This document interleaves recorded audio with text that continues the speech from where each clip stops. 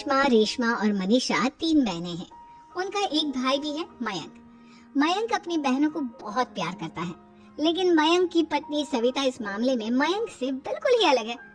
वो अपनी ननदों का जितना बुरा कर सकती है उतना बुरा करती ही रहती है और अपनी ननदों पर हुक्म भी चलाती है। करिश्मा, करिश्मा, तुमने अभी तक नाश्ता नहीं बनाया? तुम्हारे भैया को ऑफिस जाने में देर हो रही है। हाँ भाभी, बस अभी बनाती हूँ। करिश्मा, तुम ये ढीलापन छोड़ दो। कल को पराए घर जाना है। वहाँ अगर तुम इस तरह से काम करोगी तो लोग क्या कहेंगे कि माँ ने और भाभी ने कुछ सिखाया नहीं। और तुम्हारी दोनों बहनें कहाँ हैं? रेशमा मार्केट गई है और मनीषा सो रही है। क्या? सुबह के 8 बज रहे हैं और ये महारानी अभी भी सो रही है? ये कहते हुए सविता अपनी सास दुर्गा देवी के पास जाती है। माँ जी, देख रही हो अपनी बेटियों के तौर तरीके? क्या हुआ बहू, सुबह सुबह क्या कर दिया मेरी बेटियों ने? अरे एक तो अभी अभी उठकर किचन में गई है, दूसरी सुबह सुबह बाहर चली गई और तीसरी अभी तक सो रही है।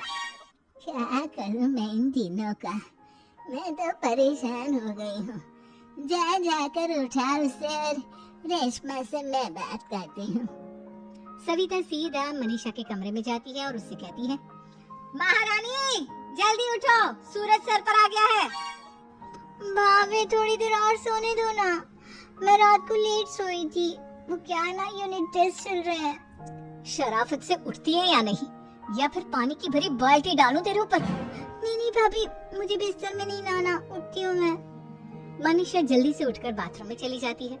सभी आराम से बैठकर नाश्ता कर रहे होते कि तभी रेशमा बाजार से हाथ में सामान लिए आ जाती है। रेशमा को देखते ही सविता उस पर बरस पड़ती है। लो, आ गई महारानी। ऐसा भी क्या सामान लाना था जो सुबह आंख मलते ही बाजार की तरफ रवाना हो गई? भाभी, कल आप ही तो चीख रही थी कि घर का सारा सामान मुझे ही लाना पड़ता है, घर में किसी को भी किसी काम से कोई लेना देना नहीं है। अब मैं बाजार जाकर सामान ले आई तो आपको इस बात से भी तकलीफ हो रही है? देख रही हो माँ जी, अपनी बेटी की जुबान कैंची से भी तेज चलती है। और मयंक, आप तो कुछ कहेंगे नहीं अपनी लाडली बहन को? रेशमा, अपनी भाभी से ऐसे बात नहीं करते।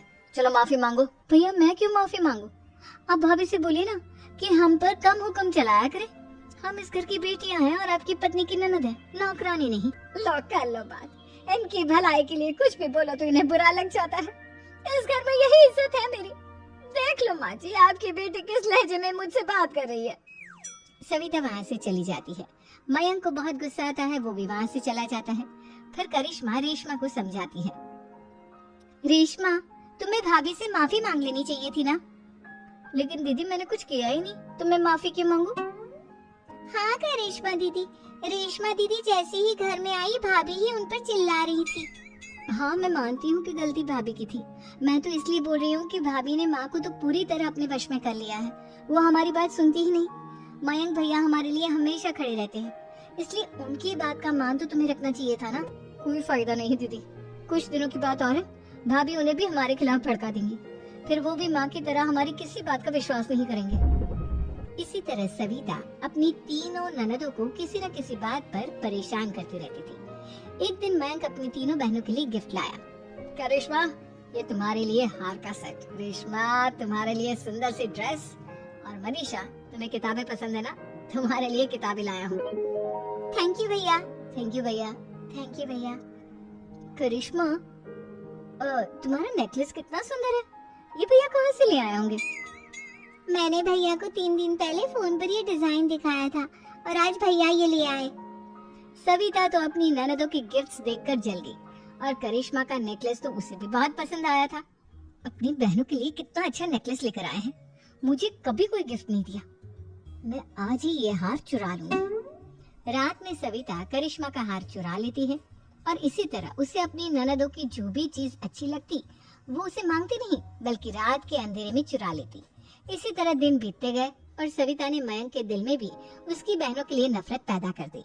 एक दिन मयंक ने करिश्मा और रेशमा के लिए रिश्ता देखा और ये बात उसने घर में सबको बताई। माँ, करिश्मा और रेशमा के लिए बहुत अच्छा रिश्ता आया है, वो लोग कल इन्हें देखने आ रहे हैं। आप और सविता मिलकर सारी तैयारी कर लेना। ये सुनकर करिश्मा और रेशमा खुश हो जाती हैं